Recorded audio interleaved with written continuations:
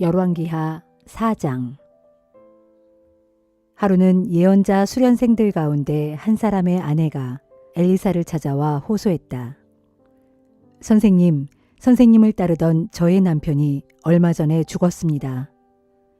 제 남편이 생전에 주님을 잘 섬겼다는 것은 선생님께서도 잘 아실 것입니다. 그런데 제 남편에게 돈을 빌려주었다는 채권자가 저의 두 아들을 자기 종으로 삼으려고 데려가려 합니다. 엘리사가 여인에게 대답했다. 내가 어떻게 도와드릴 수 있겠소? 혹시 집안에 남아있는 것이라도 있으면 말해보시오. 여인이 대답했다. 기름이 조금 남아있는 것 말고는 저희 집에 남아있는 것이라곤 아무것도 없습니다. 엘리사가 여인에게 말했다. 가서 이웃 사람들에게 빈 그릇을 빌려오시오. 되도록이면 많이 빌려오시오. 그런 다음에 두 아들을 데리고 집으로 들어가 문을 잠그고 모든 그릇들에 기름을 따르도록 하시오. 한 그릇이 가득 차면 다른 그릇에 따라 부으시오.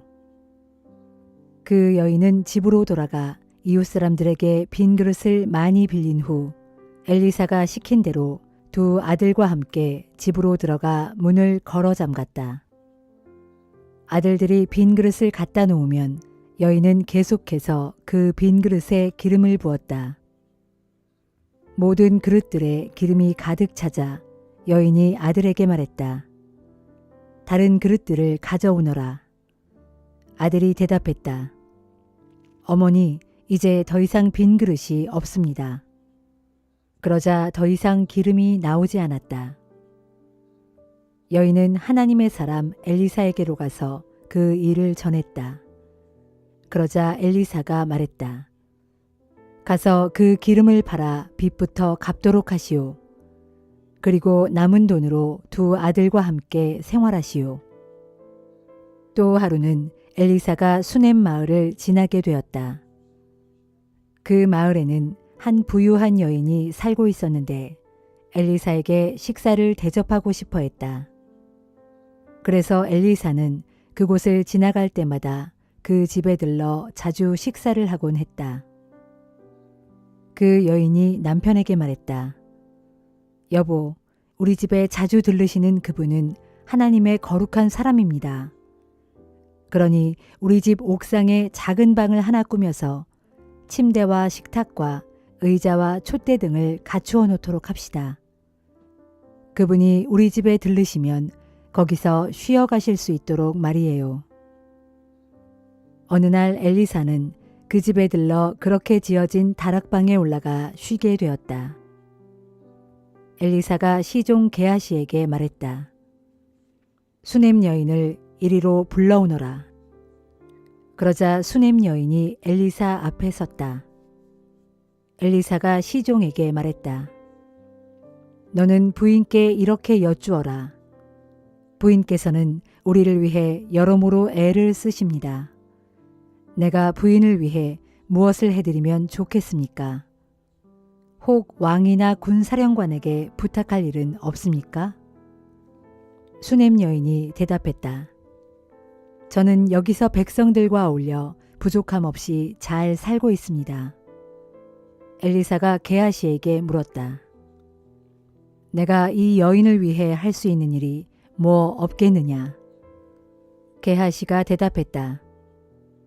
제가 알기로는 이 부인에게는 아들이 없고 남편은 이미 늙었습니다. 엘리사가 게하시에게 말했다. 알았다. 부인을 다시 이리로 모셔오너라. 수넴 여인이 다시 올라와서 엘리사의 방문 앞에 섰다. 엘리사가 말했다.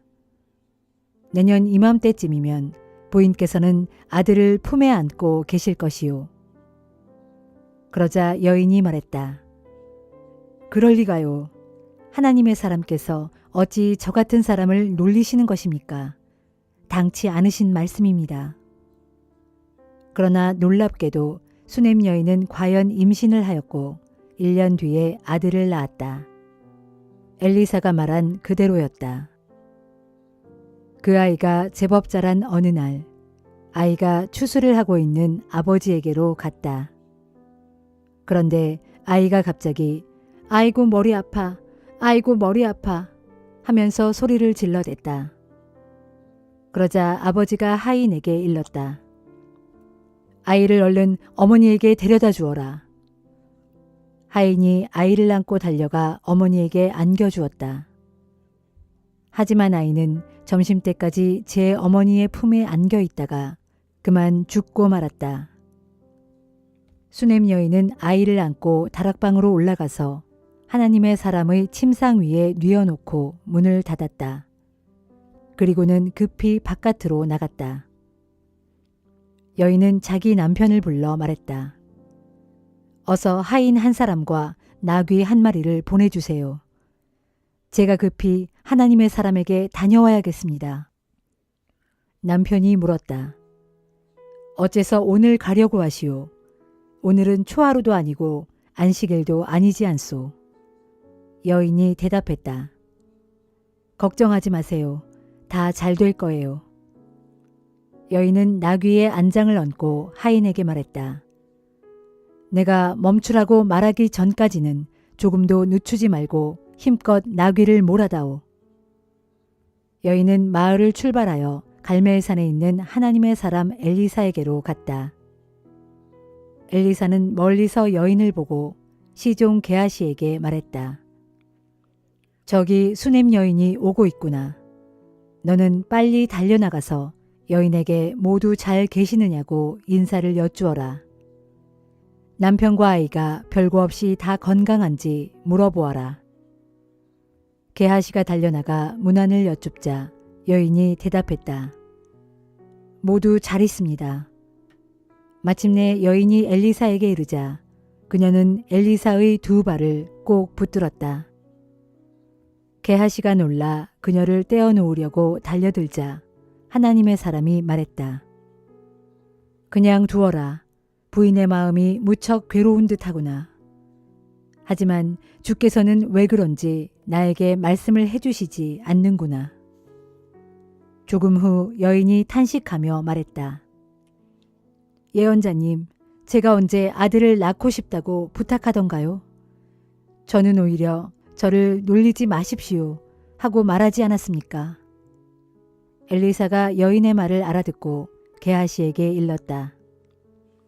너는 허리띠를 단단히 메고 내 지팡이를 손에 쥐고 힘껏 달려가거라. 가는 도중에 누구를 만나더라도 인사하지 말고 누가 인사하더라도 받지 말아라. 그 집에 가서 내 지팡이를 그 아이의 얼굴 위에 놓아두어라. 그러나 아이의 어머니가 말했다. 주께서 확실히 살아계시고 예언자님이 확실히 살아계심을 두고 맹세합니다. 예언자님께서 함께 가시지 않으면 저도 움직이지 않겠습니다. 그래서 엘리사는 여인과 함께 갔다. 게하시가 먼저 달려가서 엘리사의 지팡이를 아이의 얼굴 위에 올려놓았으나 아이에게 아무런 반응이 없었다. 그래서 게하시가 엘리사에게로 와서 말했다. 아이가 깨어나지 않습니다. 엘리사가 도착하여 보니 아이가 죽은 채로 자기 침상 위에 뉘어 있었다. 엘리사는 혼자 방으로 들어가 문을 닫았다. 방 안에는 아이와 엘리사 뿐이었다. 엘리사가 주께 기도를 드렸다. 그런 다음 엘리사는 침상 위로 올라가서 아이의 몸 위로 엎드려 자기 입을 아이의 입에 맞대고 자기 두 눈과 두 손도 아이의 두 눈과 두 손에 맞대었다. 엘리사가 한참 동안 그렇게 아이와 몸을 맞대고 엎드려 있자 아이의 몸에 점차 온기가 돌기 시작했다. 엘리사는 침상에서 몸을 일으켜 방안을 이리저리 거닐다가 다시 침상으로 가서 다시 한번 아이의 몸 위에 엎드렸다. 그러자 아이가 7번 재채기를 하고는 눈을 떴다. 엘리사가 시종 게하시를 불러 말했다. 아이의 어머니를 불러오너라. 여인이 들어오자 엘리사가 말했다. 아이가 깨어났소. 아들을 데려가시오. 여인은 방 안으로 들어와 엘리사의 발 앞에 얼굴을 대고 땅에 엎드려 큰 절을 한 다음 기뻐하며 자기 아들을 안고 나갔다. 엘리사는 길갈로 돌아왔다. 당시 이스라엘 땅에는 흉년이 심했다. 예언자 수련생들이 엘리사와 함께 있는 중에 엘리사가 시종에게 말했다. 너는 큰 솥을 걸고 이 수련생들이 먹을 국을 끓이도록 하여라. 수련생들 중 한 명이 나무를 캐려고 들판에 나갔다가 들포도 덩굴을 보았다. 그 수련생은 그 덩굴을 뜯어 옷자락에 쌓아안고 돌아왔다. 그는 그 덩굴들을 잘라서 국솥 안에 넣었다. 국을 끓인 후 저마다 국을 먹기 시작했을 때 수련생들이 깜짝 놀라 외쳤다. 하나님의 사람이시여, 이 국 속에 먹으면 죽는 독이 들어 있습니다. 그래서 수련생들은 국을 먹을 수 없었다. 하나님의 사람 엘리사가 말했다. 밀가루를 좀 가져오너라. 엘리사는 밀가루를 솥에 넣은 다음 말했다. 자, 국을 다시 나눠주어라. 수련생들이 국을 떠먹어 보니 놀랍게도 독이 사라지고 없었다. 한 번은 어떤 사람이 바알 살리사에서 햇곡식으로 만든 보리빵 20덩이와 햇곡식을 얼마간 가지고 엘리사를 찾아왔다. 엘리사가 시종에게 주면서 말했다. 사람들에게 먹을 수 있도록 나누어 주어라. 시종이 의아해하며 말했다. 이것으로써 어떻게 100명이나 되는 사람들에게 다 나누어 줄 수 있겠습니까? 엘리사가 대답했다. 걱정하지 말고 사람들이 먹을 수 있게 나누어 주도록 하여라. 주께서 말씀하시기를 다들 먹고도 얼마간 남을 것이라고 하셨다. 시종이 시킨 대로 그 음식을 사람들에게 나누어 주자 100명의 사람들이 충분히 먹고도 얼마간의 음식이 남았다. 주께서 말씀하신 그대로였다.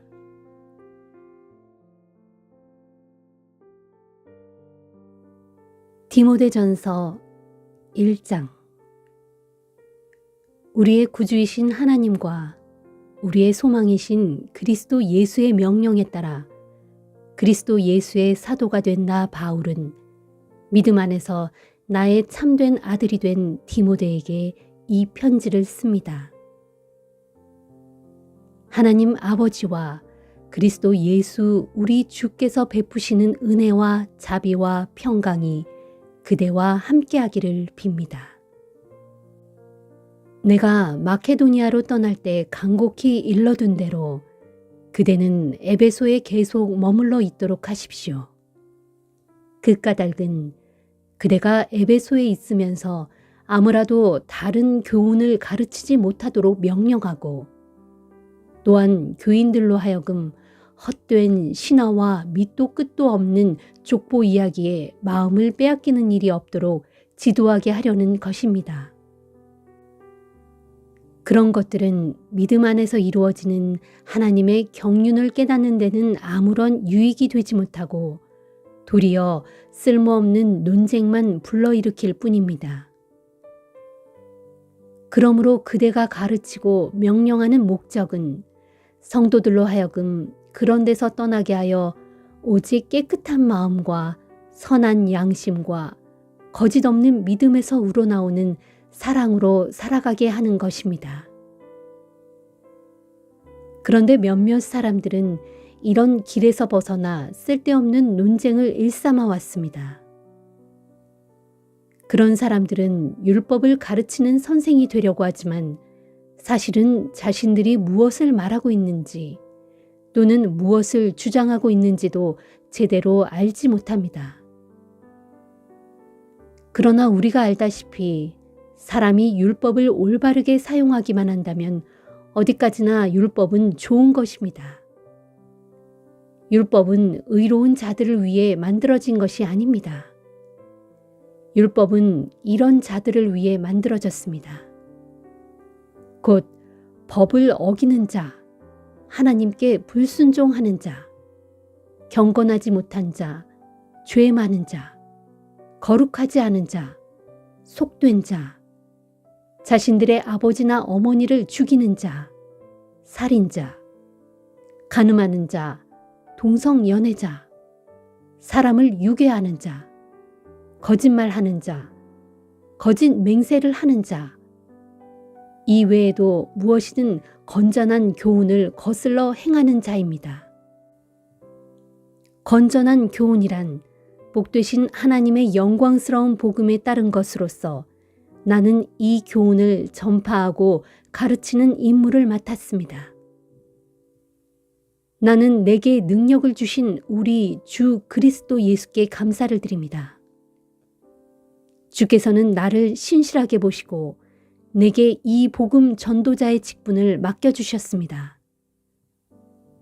과거에 나는 복음의 회방꾼이요, 박해자요, 폭행자였습니다. 그러나 그와 같은 나의 죄인된 삶은 내가 믿지 않을 때에 무지에 휩싸여 모르고 한 짓이므로 하나님께서 나를 불쌍히 여기시고 내게 용서의 자비를 베풀어 주셨습니다. 우리 주님께서 그리스도 예수 안에 있는 믿음과 사랑으로 내게 크신 은혜를 넘치도록 부어주셨던 것입니다.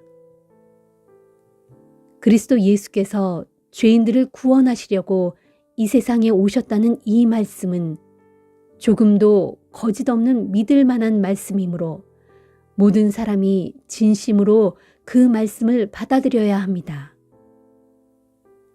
진실로 나는 죄인들 중에서도 우두머리 죄인입니다.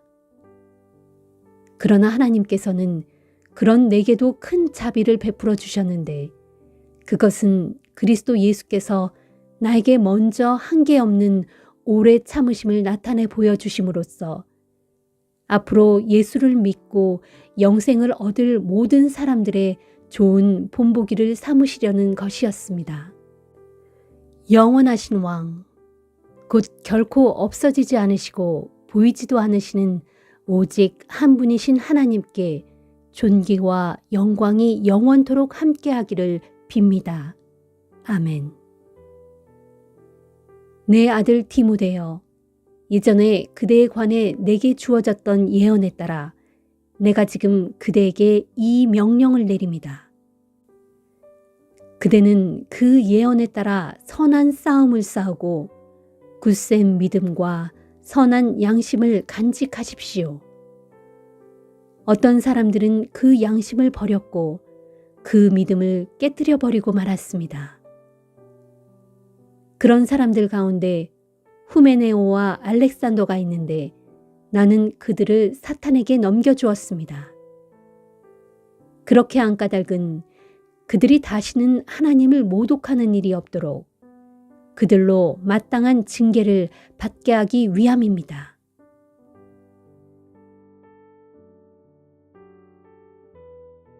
다니엘 8장.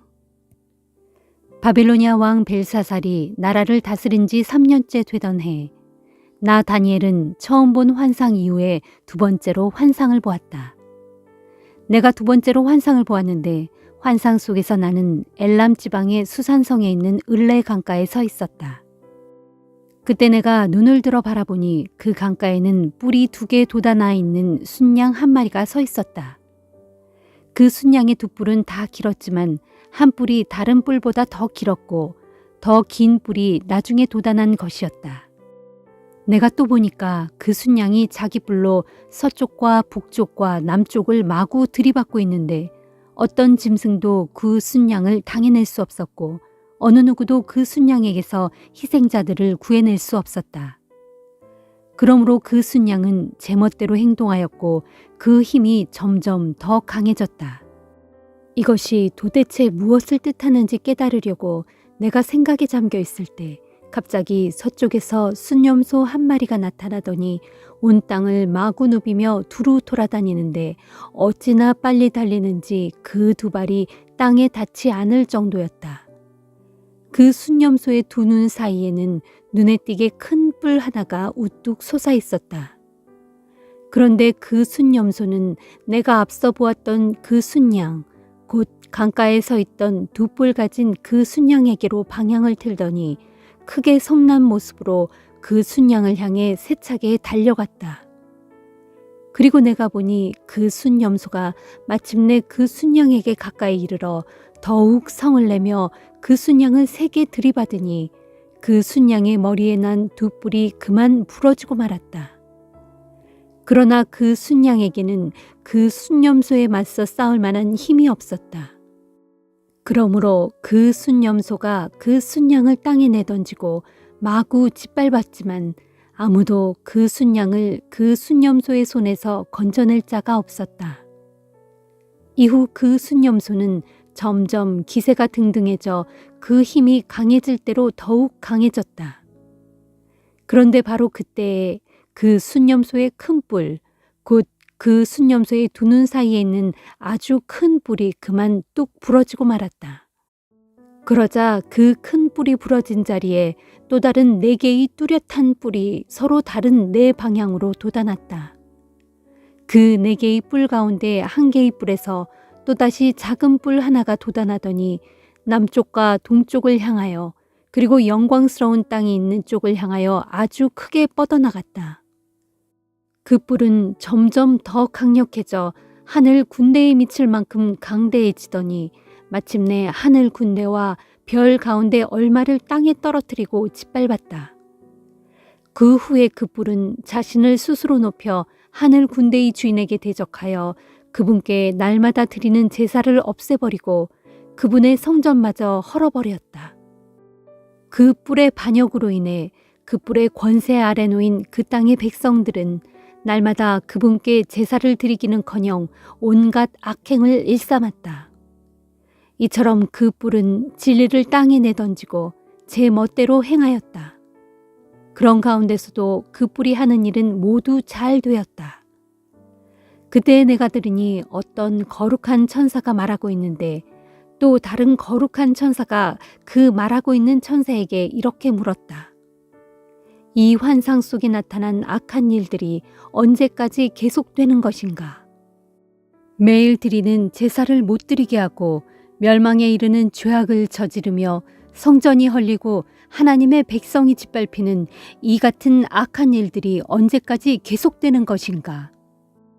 그러자 다른 천사가 내게 말했다. 그런 악한 일들이 밤낮 2300일 동안 계속될 것인데 그때가 지나야 성전이 복구되어 깨끗해질 것이다. 나 다니엘이 이 같은 환상을 보고서 그 환상이 무엇을 뜻하는지 알고 싶어 할 때에 내 앞에 사람처럼 생긴 어떤 존재가 서 있었다. 그때 나는 을레강의 두 언덕 사이에서 어떤 사람이 큰 소리로 이렇게 외치는 소리를 들을 수 있었다. 가브리엘아, 그 사람이 본 환상이 무엇을 뜻하는지 그에게 설명해 주어 그로 깨닫게 하여라. 그러자 가브리엘 천사는 내가 서 있는 곳으로 다가왔는데 그가 내 곁으로 다가올 때 나는 너무나 두려워서 얼굴을 땅에 대고 땅바닥에 납작 엎드렸다. 그가 입을 열었다. 사람아, 너는 깨달아 알아라. 내가 본 환상은 이 세상의 끝날에 관한 것이다. 그가 내게 말할 때 나는 의식을 잃고 얼굴을 땅바닥에 댄 채 그대로 쓰러져 있었다. 그러자 그가 나를 어루만지면서 일으켜 세운 뒤 말을 계속 이었다. 마지막 때에 하나님께서 분노하시는 날 그 결과가 어떻게 될 것인지를 내게 보여주겠다. 그렇다. 내가 본 환상은 정해진 세상 끝날의 일에 관한 것이다. 내가 환상 가운데서 맨 처음에 본 순양, 곧 두 뿔을 지닌 그 순양은 메대와 페르시아의 왕들이다. 그 후에 나타난 털 많은 순염소는 곧 헬라 왕이고 그 순염소의 두 눈 사이에 돋아난 아주 큰 뿔은 곧 헬라의 첫 번째 왕을 가리킨다.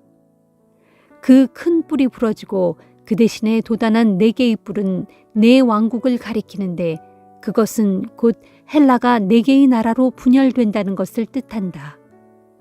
하지만 그 4나라의 권세는 첫 번째 왕이 다스리던 나라의 권세보다 강하지 못할 것이다.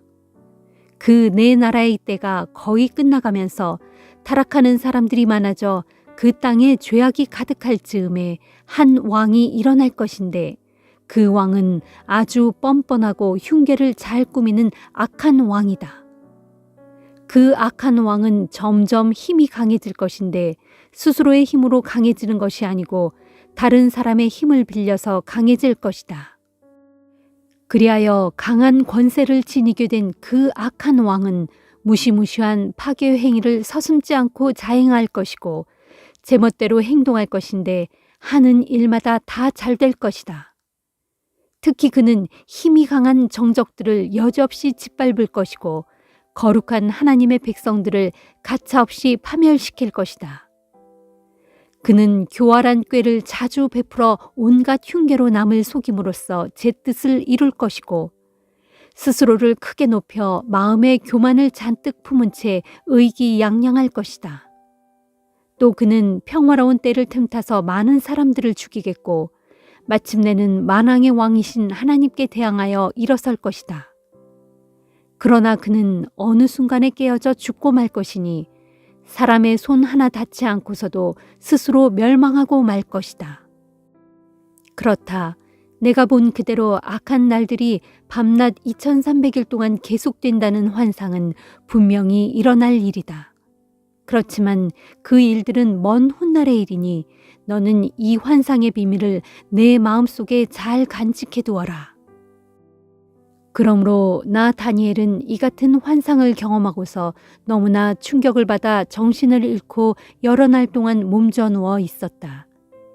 그런 뒤 몸을 추스르고 일어나서 왕이 맡긴 업무를 계속 수행했다. 하지만 나는 그 환상으로 인해 몹시 놀랐는데 참으로 그 환상은 사람의 이해를 넘어선 아주 비밀스런 일이었다. 시편 116편. 주여, 주께서 나의 간구를 들어주시기에 내가 주를 사랑합니다. 진실로 주께서는 살려달라 부르짖는 나의 간구를 들어주셨습니다. 주께서 내 기도에 귀를 기울여 주시니 내가 살아있는 한 평생토록 주님을 부를 것입니다.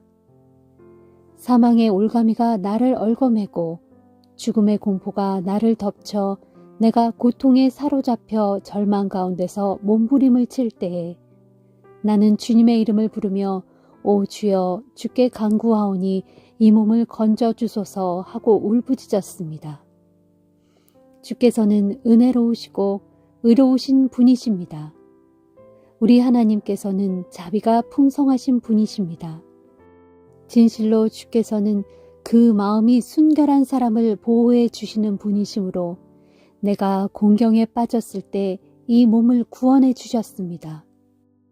오 내 영혼아, 주께서 너에게 그토록 자비롭게 대해 주셨으니 너는 편히 쉬어라.